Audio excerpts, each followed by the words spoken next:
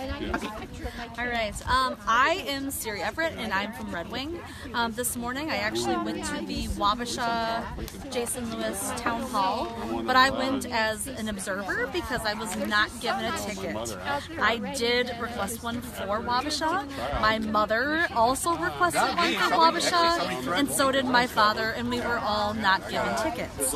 My father, on the other hand, did get a ticket for Jordan, which is an hour and a half away from Red Wing. And my mother and I didn't get any. So I showed up and I made sure he knew that there were a number of us that did not like this format, that did not consider it a public town hall. At this point, it's been almost 500 days of him being in office. 501 actually. Of him being in office, and nothing. And he did come out, he did greet a number of people. One of the stories that really stuck with me was there was a young girl that came with her mother. Her mother had a ticket, her daughter did not. When I asked staff if she'd be allowed in, they ignored my request, completely walked past me, completely ignored it. I asked again, a second time, and I even tried to get them to take a picture together, and the staff brushed me off. So kind of like just now when we saw pictures of empty seats, and I tried to get somebody, they're like, it wouldn't be fair, which, you know, the irony of it not being fair was crazy. Couldn't even get students in. Yeah, so they'd want students. So that actually happened this morning in Wabasha as well. There were probably 65 seats, I believe, or closer to between 50 and 65, and I would say at least 20 seats were unfilled. We did get some photos of that because it was pretty stark.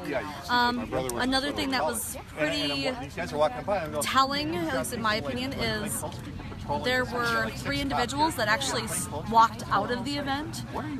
They were so upset with Congressman Lewis and what he was saying about climate science. He essentially said there's no proof that, you know, science changes over time, and a science teacher from Goodhue actually stood up and called him out on it, and she was so upset that she walked out, and she was emotionally distressed by what had happened in the town hall. Another person that walked out is a director for the local theater in Red Wing, and she's actually invited Congressman Lewis to do a town hall at the Sheldon, and trying to say, hey, you know, we're willing to listen, we want to arrange this, the city will help, and has always tried to at least approach him in that manner. And she was also so upset with how things were handled that she walked out. And another woman too, that she couldn't stand it. She said she's from DC, she spent years, you know, observing politics kind of at different angles, and she said that this was not a town hall. So we're not getting what we paid for the last 500. No, and if the same thing is happening inside of the Lakeville location, this is a sham. It is not a real town hall. It does not count. And so what questions, what issues are you concerned about? If you had gotten a ticket, what would you have liked to talk to? So I'm a teacher.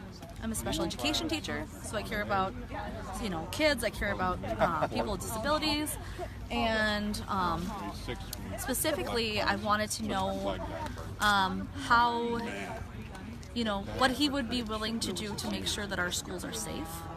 Also to make sure that we secure funding for special education, and if he would be willing to put pressure on Betsy DeVos to basically maintain or at least or try to increase funding for special ed, which is severely underfunded. And so that's kind of one area. I also really am bothered by the president's behavior and his language. You know, this last week he called immigrants animals. So one of my questions would be if he supports that kind of language, and if he does, I would love to hear his rationale and reason. And if he doesn't, what does he plan on doing to make it clear to the president that that's not acceptable? So really, those are just 2 areas that I'm really concerned about, is how we're treating our immigrants, those with disabilities, and our kids. Thank you very much. Yeah.